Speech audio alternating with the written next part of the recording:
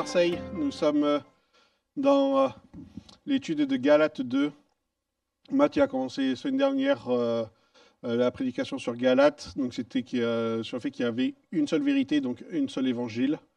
Et là, aujourd'hui, ça va être sur une foi qui justifie. Et depuis tout petit, on essaye de se justifier. C'est dans notre nature. Et lors de la préparation de ce message, le Seigneur m'a rappelé une attitude que j'avais eue déjà à l'école, à la maternelle. J'étais en première année de section de maternelle, et je ne restais pas avec les enfants de mon âge, j'allais directement à ceux qui étaient en dernière année. Et un de ses camarades me dit, tu penses qu'il faut combien de pierres pour casser une vitre? Et moi, naïf, innocent et stupide, j'ai rempli mes poches de pierres et j'ai commencé à les envoyer sur la vitre, en se disant un jour ça va finir par casser et on va essayer. Sauf que bien sûr je me suis fait prendre et j'ai rejeté la faute directement sur le camarade plus âgé. Il a dit c'est pas moi, c'est lui. C'est lui qui a eu l'idée, donc c'est lui le responsable. Moi je suis que l'acteur de la situation, mais c'est lui qui a commencé. Et en fait on fait ça souvent. Parce qu'on ne veut pas avoir la culpabilité, on ne veut pas être blâmé, on ne veut pas être corrigé de nos erreurs. Et on essaye de se dédouaner de ce qu'on doit en fait recevoir. Et la Bible est claire sur ça, c'est qu'on a besoin de discipline, et c'est lorsqu'il y a de la discipline qu'il y a de l'amour aussi. Parce qu'on a besoin d'être reproché pour pouvoir grandir. Et ça m'est arrivé plusieurs fois d'essayer de me justifier, de blâmer mes frères. Je suis triplé. Donc pour ceux qui ont des frères et sœurs, vous savez combien c'est difficile. Mais moi, c'était encore plus difficile. Parce que j'avais deux frères du même âge que moi. Alors la compétition, elle était folle à la maison. Et à chaque fois, c'est pas moi, c'est lui. Ah non, mais en fait, c'est pas lui, c'est l'autre. Parce qu'en fait, on se ressemblait, donc on s'envoyait la balle. Enfin, c'était terrible. Et du coup, j'ai passé beaucoup de mon enfance loin du Seigneur et à blâmer mes frères. Et parce que je voulais surtout pas recevoir la condamnation, la punition, la correction que mes grands-parents ou ma mère avaient prévu pour moi à cause de mes actes. Donc nous allons voir une foi qui justifie. La sentence d'acquittement par laquelle Dieu acquitte les hommes de leur culpabilité, c'est la justification. Dans la pensée de certains chrétiens protestants, on pense que la doctrine de justification vient avec Luther lors de la Réforme, donc au XVIe siècle. Et en fait, non. Si on lit la Bible attentivement, on voit que la doctrine de justification, elle est là depuis même la Genèse. On voit ça avec même Abraham. Donc l'apôtre Jacques, en Jacques 2, verset 20-24, il nous dit « Veux-tu savoir, ô homme vain, que la foi sans les œuvres est inutile ?» Dans d'autres traductions, il dit « morte ». Abraham, notre père, ne fut-il pas justifié par les œuvres lorsqu'il offrit son fils Isaac sur l'autel? Tu vois que la foi agissait avec ses œuvres, et que par les œuvres la foi fut rendue parfaite. Ainsi s'accomplit ce que dit l'Écriture. Abraham crut, et cela lui fut imputé à la justice, et il fut appelé ami de Dieu. Vous voyez que l'homme est justifié par les œuvres et non par la loi seulement. Donc il y a quelque chose dans la justification par la foi qui donne une gloire particulière au Seigneur. Paul dit d'Abraham aussi, il n'a pas douté par incrédulité de la promesse de Dieu, mais il a été fortifié par la loi et il a rendu gloire à Dieu, car il avait pleine conviction que ce que Dieu promet, il peut aussi l'accomplir. Donc est-ce qu'aujourd'hui, on n'a pas des promesses qu'on a reçues dans le passé du Seigneur, qu'on est toujours en attente que ça se réalise, mais en même temps des promesses du Seigneur pour le futur? Et notre devoir en tant que fils et filles du Seigneur, c'est de rechercher sa volonté et qu'on se soumette à sa volonté pour que les promesses qu'on a reçues dans le passé s'accomplissent aujourd'hui et que les promesses qui ont été prévues dans le futur s'accomplissent aussi aujourd'hui. Parce que seul le présent est de notre responsabilité. Nous sommes unis à Christ par l'Esprit, mais pas seulement. Nous sommes unis aussi à lui par la foi. Parce que le don de foi, ça vient du Seigneur. Et on dit souvent en tant que chrétien, ah, ben, j'ai le Saint-Esprit, je suis au Seigneur. Mais c'est aussi parce que le Seigneur est venu d'abord lui le premier. Et c'est lui qui nous a donné la foi parce qu'on a entendu l'Évangile. Et c'est de là que vient la foi. C'est parce qu'on a entendu quelqu'un nous annoncer une bonne nouvelle de rédemption pour nous qu'on a eu un commencement de foi. Et c'est cette foi qui nous unit aussi au Seigneur, pas seulement son Esprit Saint. L'Esprit Saint nous confirme, nous corrige, nous éduque, nous enseigne, mais la foi, c'est un miracle de Dieu, de croire que Dieu est venu sur terre pour nous sauver. La justification est l'œuvre de Dieu. Seul lui peut nous justifier. Ce n'est pas en faisant des bonnes œuvres, en ayant une bonne attitude, en essayant de courir à droite à gauche pour accomplir des choses en son nom, que nous sommes justifiés. Nous sommes justifiés par la foi, et notre foi que l'on a en Jésus-Christ produit des œuvres. Mais pour que la foi et les œuvres soient bonnes et rendent gloire au Seigneur, il faut qu'on soit soumis au Seigneur, mais qu'on soit aussi soumis à l'autorité locale. On a besoin d'être soumis. Soumis, c'est honorer ceux qui ont le leadership dans notre vie. Que ce soit les parents, les pères spirituels ou les mères spirituelles, les pasteurs des églises. C'est ceux qui honorent le Seigneur. Quand on respecte et qu'on se soumet à eux, il y a un cadre de sécurité, comme un berger avec ses brebis. Et ça fait plaisir au Seigneur. Si on ne comprend pas la doctrine de la justification par la foi seule, on ne peut vraiment percevoir l'incommensurabilité du don de la grâce. Alors on pense mériter la faveur imméritée de Dieu et notre salut. La doctrine de la justification par la foi nous permet de rester attachés à la pureté de Christ.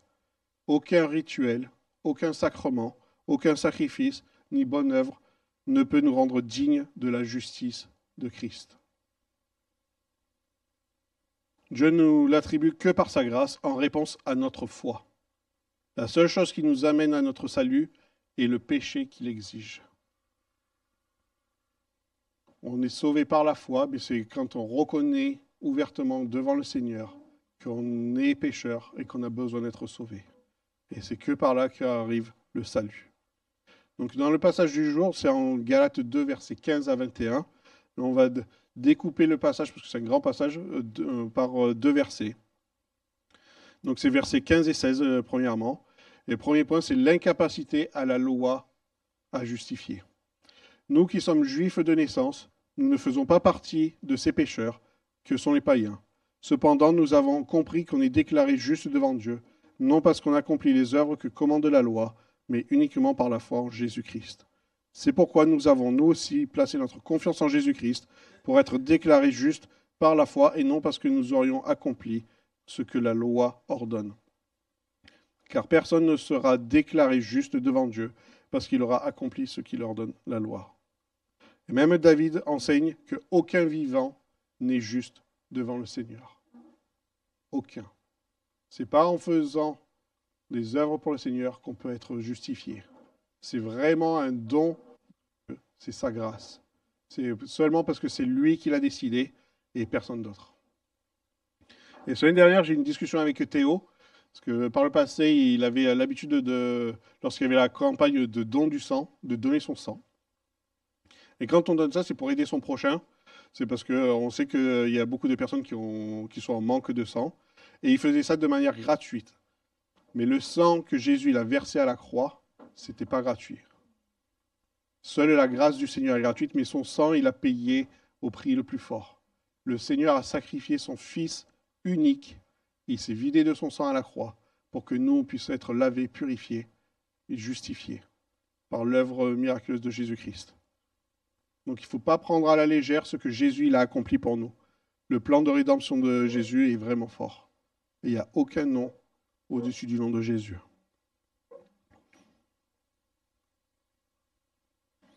Paul fait remarquer qu'il y a deux types de justes, le juste par la loi et le juste par la foi en Jésus-Christ. Quand Dieu nous acquitte et nous absout de tout blâme et de la culpabilité de nos péchés, nous devenons à ses yeux justes et innocents. Cette justification résulte de l'initiative divine à notre égard de nous faire grâce et du fait de notre foi envers le pouvoir justificateur du sang du Christ, versé pour le pardon de nos péchés. En Romains 3, versets 23 à 24, « Car tous ont péché et sont privés de la gloire de Dieu, et ils sont gratuitement justifiés par sa grâce, par le moyen de la rédemption qui est en Jésus-Christ. » La rédemption ne veut pas dire que le prix n'a pas été payé. La rédemption veut dire que c'est Jésus qui a payé le prix de sa vie, de son corps et de son sang qui a coulé à la croix. Et il est allé jusqu'au bout, pour chacun et chacune d'entre nous. Et la bonne nouvelle, c'est qu'il n'est plus sur la croix. La bonne nouvelle, c'est qu'il est ressuscité d'entre les morts. Et on a son Saint-Esprit aujourd'hui qui nous rappelle d'où est-ce que l'on vient. Que notre nature était pécheresse, qu'on était loin du Seigneur, comme ce passage dans Romains 3 nous dit, on était privés de la gloire de Dieu. Mais par la grâce du Seigneur, on est unis dans le corps de Christ et on est réconcilié avec lui. Notre accès à la vie éternelle commence maintenant lorsqu'on déclare que Jésus est Seigneur et Sauveur. C'est maintenant. Ce n'est pas une fois qu'on sera dans le cercueil 6 pieds sous terre. C'est maintenant qu'on établit notre vie éternelle. La justification requiert une foi profonde en Jésus et l'acceptation de son sang pour la rémission de nos péchés. Généralement, quand on entend le mot rémission, c'est quand on parle de cancer. Le cancer, c'est quelque chose qui se développe, qui dégénère. C'est des cellules qui ne fonctionnent pas correctement. Ce n'est pas comme Dieu a créé les cellules auparavant. Mais quand il y a une rémission, c'est qu'il y a un rétablissement. Et c'est ce que Dieu il a fait à la croix. Il nous a rétablis dans sa famille, en tant que fils et filles du Seigneur. Quiconque croit est justifié par lui de toutes les choses dont vous ne pouviez être justifiés par la loi de Moïse. C'est en Acte 13, verset 39. Personne ne peut être justifié par la loi et l'obéissance de la loi. Des hommes ont essayé, ils ont échoué. Moi, quand j'ai donné ma vie à Jésus, c'était il y a 10 ans. J'avais 25 ans. Et j'étais quelqu'un qui faisait beaucoup la fête. Je buvais tous les jours. Pas forcément à m'en rendre sous, mais j'avais une bonne consommation d'alcool. Et j'ai intégré un petit groupe. Et j'ai dit, OK, je vais arrêter de boire. Donc j'ai arrêté de boire dans le cercle du petit groupe, donc dans un milieu chrétien, et dans le milieu non chrétien. Et commence à passer une semaine, puis 2 semaines. Et je dis, oh, regardez, j'ai réussi. Puis 1 mois, 2 mois, 3 mois. Et je fais, oh, regardez, j'y arrive. C'est bon. Et sauf qu'un jour, le leader du petit groupe m'a dit, tu témoignes à chaque fois que tu as réussi à arrêter du jour au lendemain ta consommation d'alcool. Mais est-ce que tu rends gloire à Dieu dans ton témoignage? Parce qu'on n'entend jamais Dieu m'a libéré de l'alcool. C'est toujours, ah, j'ai arrêté par mes propres forces de boire. Et là, j'ai pris une claque. Et je dis, oh Seigneur, je me suis mis devant toi. Et je t'ai caché. Et au moment où j'ai été confronté à ce soir-là lors du petit groupe, dès que le petit groupe était terminé, je suis parti à Auchan, je suis allé acheter une bouteille. Et j'ai appelé le leader de petit groupe, je dis, j'ai besoin de prière. Parce que là, lorsque tu m'as confronté sur le fait que je ne glorifiais pas Dieu, je croyais être libéré de ma consommation d'alcool, mais non. Et le leader de petit groupe m'a soutenu dans la prière. Et c'est qu'au moment où j'ai laissé la place au Seigneur pour être libéré de mon ancienne habitude, de mon ancienne nature, que je dis, ok Seigneur, c'est toi qui es ma force, c'est toi qui vas me libérer de cette addiction, de cette consommation. Et là, pour de bon, j'ai eu une délivrance. Et aujourd'hui, il m'arrive de boire, mais avec un équilibre et une justesse que le Seigneur m'a mis. Je ne suis plus dans la outrance comme avant. Parce que la grâce de Dieu, par la grâce de Dieu, vous avez été sauvés au travers de la foi. Il n'est pas dit que par la grâce de Dieu, vous avez la capacité de faire assez de bonnes choses pour être sauvés avec vos propres efforts. Ce n'est pas parce que le Seigneur il nous donne la grâce qu'on est sauvé qu'il faut continuer à pécher. Quand le Seigneur il a délivré des personnes, il n'a pas dit « maintenant essaye de ne plus faire ». Il a dit « va et ne pêche plus ». Il a parlé avec autorité et avec audace. Il n'a pas dit « bon, t'inquiète pas, je te donne ma grâce, si tu repêches, c'est ok, tu reviens vers moi. Le Seigneur, il est bon en tout temps, il y a sa grâce qui afflue, mais il ne faut pas en abuser. Et le Seigneur, il attend qu'il y ait un changement du condition de notre cœur. Il veut qu'on se soumette à lui et qu'on lui laisse la place pour nous transformer. Et quand il dit va et ne pêche plus, c'est aussi une autorité qu'il nous donne sur nos addictions, sur nos mauvaises habitudes, sur nos pensées. C'est non, je ne suis plus cette personne comme avant. La bouteille, je te la laisse au magasin ou dans le placard pour ce soir. Je n'ai pas besoin de ça. Je n'ai besoin que du Seigneur. Ou je vais arrêter de mentir. Je vais arrêter de faire ces anciennes activités que je faisais. Et maintenant, je vais m'aligner avec ce que dit le Seigneur. En deuxième point, c'est la crucifixion de soi dans Galates 2, versets 17 à 20. Mais si en cherchant à être déclarés justes dans l'union avec Christ, nous avons montré par là même que nous étions des pécheurs comme les païens, cela signifie-t-il que Christ est complice du péché? Loin de là. Car si je remets en vigueur le régime de la loi que j'ai abandonné, alors je me place moi-même dans la situation d'un homme qui transgresse la loi. Car c'est par la loi que je suis mort au régime de la loi, afin de vivre pour Dieu. En effet, je suis crucifié avec Christ. Si on accepte Jésus dans notre vie, mais qu'on soudainement on retourne à la loi, ça veut dire que le sacrifice de Jésus à la croix est néant. Il ne vaut rien. Mais si on retourne à la loi, on doit respecter toute la loi. Est-ce qu'on est capable de faire ça? Non. Donc ne remettez pas un joug sur vous-même en retournant à la loi. La justice de Dieu, par son sacrifice et son sang, est bien plus que ce que nous avons besoin. Et c'est disponible en permanence. Jésus est le seul Dieu qui est venu pour nous montrer le chemin, qui est ressuscité d'entre les morts, qui a pris le fardeau du péché pour nous. Et quand il est monté au ciel, il nous a dit qu'il nous a envoyé son Saint-Esprit pour nous consoler, pour nous confirmer, pour nous rappeler qui nous étions. Et ce Saint-Esprit vit en nous. On l'a chanté ce matin. Alors arrêtons d'aller chercher le Saint-Esprit de Dieu à l'autre bout de Marseille, ou dans les Bouches-du-Rhône, ou sur Internet. Le Saint-Esprit vit en nous. Il est disponible 24 heures sur 24. Et c'est à nous de l'activer, de lui laisser la place, de dire « Saint-Esprit, émane de moi. Montre-moi ce qu'il y a à l'intérieur qui est sale, le déchet qui ne vient pas de toi, et on le retire. » On a besoin de passer du temps dans la prière, quotidiennement. C'est très important.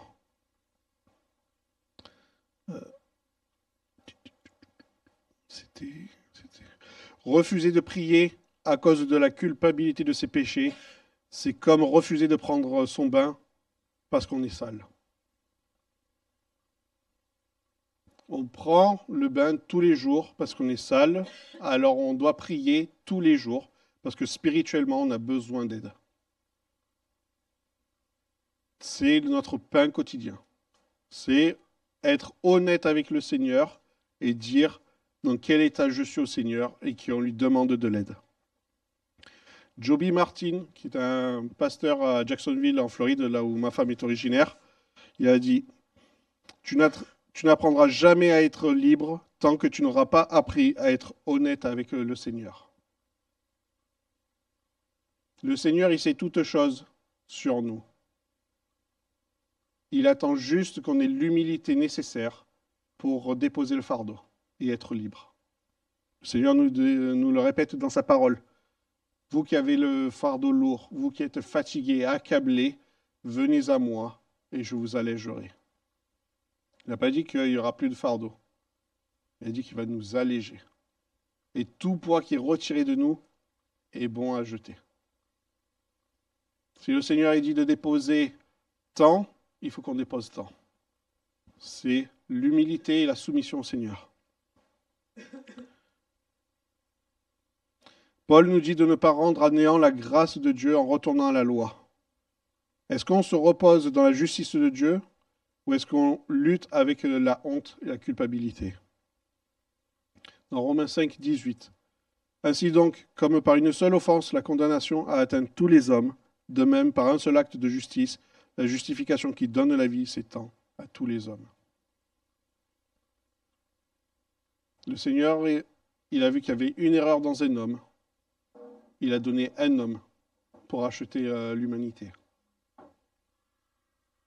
Il n'a pas dit qu'il fallait sacrifier, qu'il fallait faire X, Y, Z en plus. Tout est accompli par les voies du Seigneur. Que doit-on faire pour être justifié? Il est écrit que le juste vivra par la foi. Une fois que nous sommes convertis, et donc nous vivons une vie de foi et d'obéissance aux lois divines, l'anarchie et la transgression des commandements divins sont des comportements inacceptables pour Dieu chez les chrétiens justifiés. Une vie d'obéissance est donc ce que l'on doit mener pour prouver notre foi. Si on a des œuvres sans la foi est morte. Si on a une foi sans les œuvres, la foi est morte.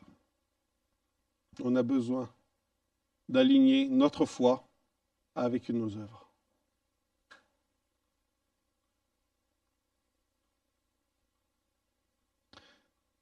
Dans Ézéchiel 18, versets 5 à 9, l'homme qui est juste, qui pratique la droiture et la justice, ne lève pas les yeux vers les idoles de la maison d'Israël, ne déshonore pas la femme de son prochain, n'opprime personne, rend au débiteur son gage, ne commet point de rapine, donne son pain à celui qui a faim et couvre de vêtements celui qui est nu. Ne prête pas à intérêt et ne tire point d'usure. Détourne sa main de l'iniquité et juge selon la vérité entre un homme et un autre. Suis mes lois et observe mes ordonnances en agissant avec fidélité. Celui-là est juste, il vivra, dit le Seigneur. Je ne cherche pas à être accepté ou à avoir la gloire parmi les hommes de ce monde. La seule et bonne raison est parce qu'ils ne respectent pas mon Dieu. Si on cherche la gloire, comme on peut voir sur les réseaux sociaux, ils ne cherchent pas à faire la volonté du Seigneur. Ils essayent de combler un vide qui est en eux et de chercher le regard des uns et des autres. Et moi, je ne cherche pas ça. Je cherche d'abord la volonté du Seigneur, dans mon lieu secret, dans ma marche quotidienne avec le Seigneur, dans la prière, je demande le conseil, je m'humilie, j'ai besoin de prière, j'ai besoin d'aide. Et ça de manière quotidienne. Et c'est là où le Seigneur me montre sa gloire et c'est là où il agit au travers de moi.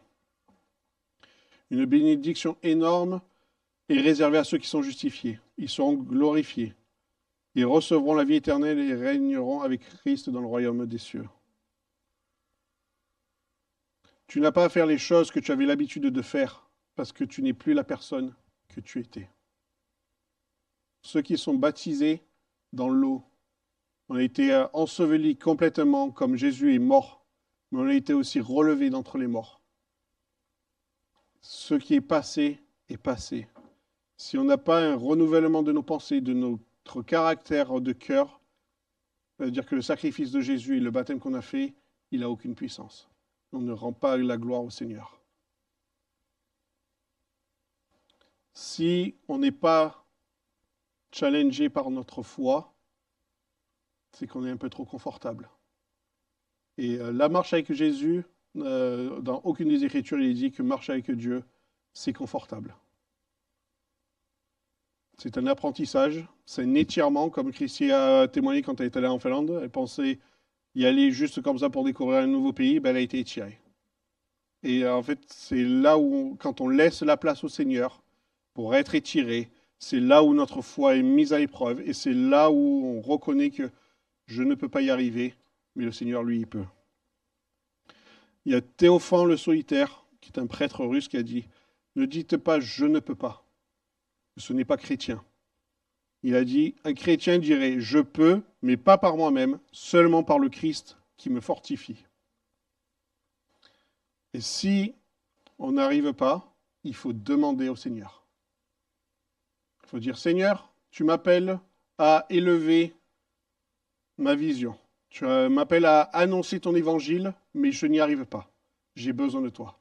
Seigneur, tu m'appelles à arrêter mon comportement du passé que je traîne depuis des années. Je n'y arrive pas, j'ai besoin de toi. C'est que quand on a cette attitude de cœur qu'on peut y arriver avec le Seigneur. On peut y arriver par nos propres forces, mais à un temps limité. Quand on parle vraiment de transformation sur le long terme, sur la vie éternelle, c'est uniquement par le Seigneur Jésus-Christ. Est-ce que vous ressentez de l'ennui dans votre foi? Quand vous ouvrez la parole et vous dites « Ah, mais ça, j'ai déjà lu ça. Oh, j'ai déjà lu plein de fois. Oh, je connais ça. » Ou je lis, mais je ne comprends pas. S'il y a quelque chose qui se répète, que le Seigneur il remet le doigt dessus, la bonne question c'est pourquoi, Seigneur, tu me remets dans cette écriture? Qu'est-ce que tu veux m'apprendre aujourd'hui? Qu'est-ce que j'ai raté? Pourquoi tu dois te répéter, Seigneur? Pourquoi? Parce que on ne s'est pas soumis au Seigneur. Parce qu'on n'a pas laissé la place au Seigneur de nous révéler ce qu'il avait pour nous. Quand tu relis le même passage et que tu dis « Ah, mais ça, je connais », non. C'est qu'il y a quelque chose de nouveau. C'est qu'il y a un vin nouveau que le Seigneur il veut t'apporter. C'est que le Seigneur, il veut que tu fasses confiance avec les yeux de l'esprit, que tu ouvres tes oreilles parce qu'il est en train de te murmurer quelque chose, mais tu n'écoutes pas et le Seigneur, il est obligé de se répéter. Alors ça peut être au travers de la parole, ça peut être au travers d'un frère ou d'une sœur, ça peut être au travers d'un enseignement. Le Seigneur, il a toute capacité pour nous flasher. Il nous dit hey, je veux mettre le doigt dessus. Prends écoute. Est-ce que vous vivez par votre foi comme Dieu vous appelle à la vivre parce que vos parents ne l'ont pas fait eux-mêmes en ayant une foi qui prend des risques? Si on a une foi où on est dans une zone de confort et on se laisse guider dans un petit fleuve tranquille, c'est pas ce que le Seigneur il a prévu pour nous. Le Seigneur il a prévu qu'on soit des membres actifs, qu'on demande au Saint-Esprit c'est quoi son plan aujourd'hui et qu'on aille et qu'on accomplisse la volonté du Seigneur, la volonté du ciel sur la terre. Il y a quelqu'un qui a dit une église, c'est pas un musée. Dans le sens où, si un non-croyant vient et rend visite à l'église et qu'il agit comme s'il voit la Joconde au Louvre, il dit oh, les gens ici sont beaux, ils sont mignons, c'est super. C'est pas ce que le Seigneur il nous appelle à être. Le Seigneur il nous appelle à être en feu pour lui. On a chanté que les anciennes flammes deviennent de nouvelles flammes. Si on garde des anciennes flammes, la prochaine pluie qui va arriver, on va être éteint et on va être froid. Mais si on a un vin nouveau, si on a des nouvelles flammes, c'est pas une pluie qui va arriver, c'est le vent de l'esprit. Et là, ça va prendre le feu de l'esprit. Si un non-croyant débarque ici, parmi le peuple de Dieu, et il voit qu'on est comme des Jocondes, ou peu importe l'œuvre d'art, c'est des œuvres qui sont mortes et qui sont accrochées au mur, et les gens ils sont là que pour les regarder, mais ils ne restent pas. Le Seigneur nous appelle à être des pêcheurs d'hommes et à changer les âmes des personnes grâce à son esprit, grâce à la révélation qu'il nous donne. Donc les personnes qui sont là, ici, doivent être activées avec le feu de l'esprit pour être transformées et pour ensuite aller à l'extérieur et aller pêcher les hommes qui ont besoin, les hommes ou les femmes. On a besoin d'être challengés dans notre foi pour sortir de notre zone de confort et aller. Quel est ton témoignage? Qu'est-ce que tu as à partager? Qu'est-ce que le Seigneur il a fait au début de ta conversion, mais qu'est-ce qu'il a fait aussi hier ou la semaine d'avant? Il est bon qu'on ait cet entraînement de se dire « Ok Seigneur, qu'est-ce que tu m'enseignes là aujourd'hui et qu'est-ce que je peux partager avec mon prochain ?» Il est bon qu'on demande au Saint-Esprit qui nous donne le feu, l'audace et le courage pour sortir de notre zone de confort et aller annoncer l'Évangile.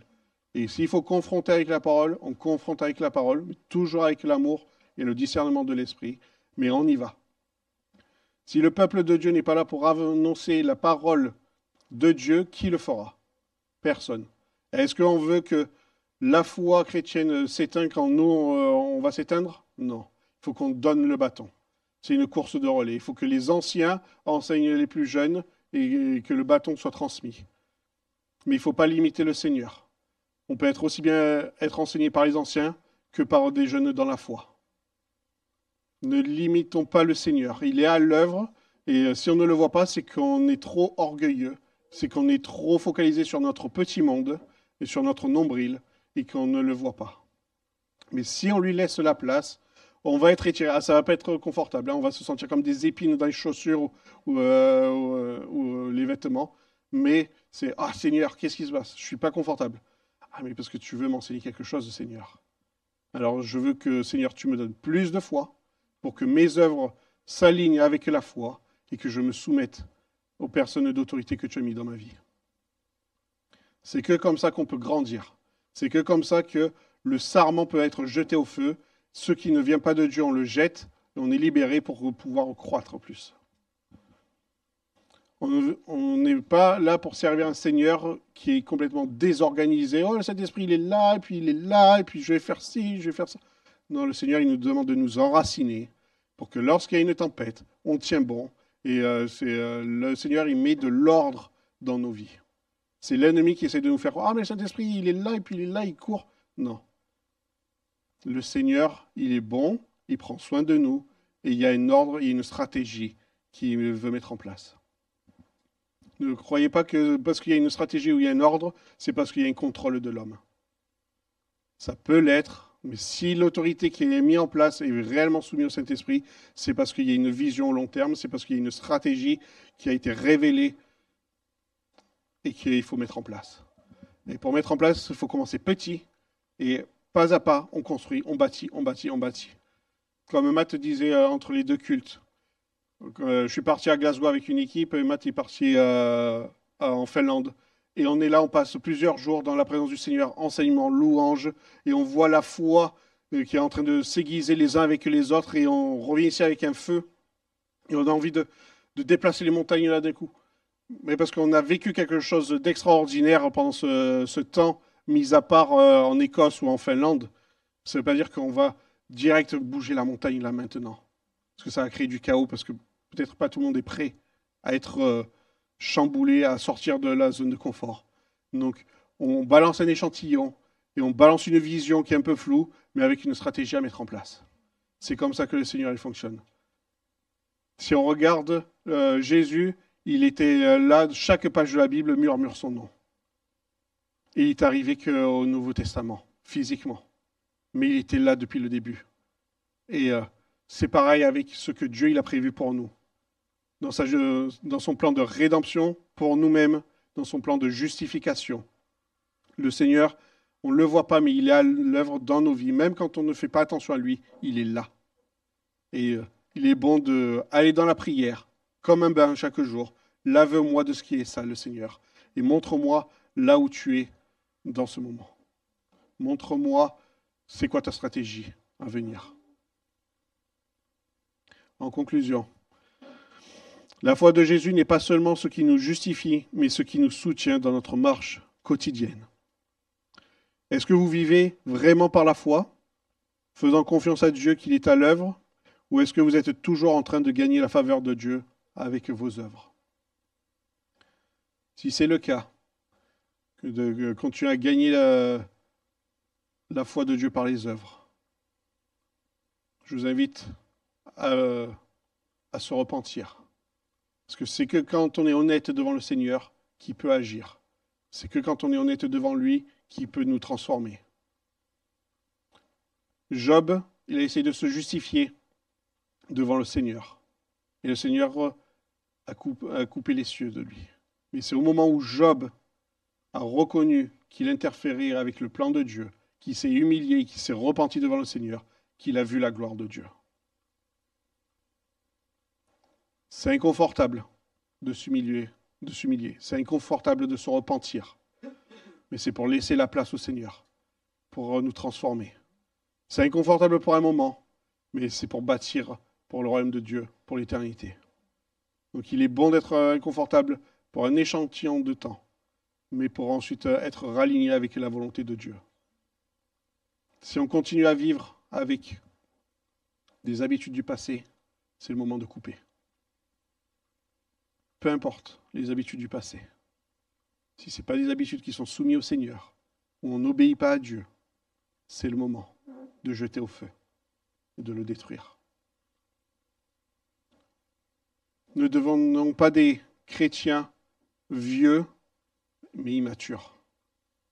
Devenons des chrétiens qui croient dans le Seigneur jour après jour. Et plus on vieillit, plus on mature. C'est ça ce que le Seigneur nous appelle à être. Pas juste à accumuler des cheveux gris et des rides.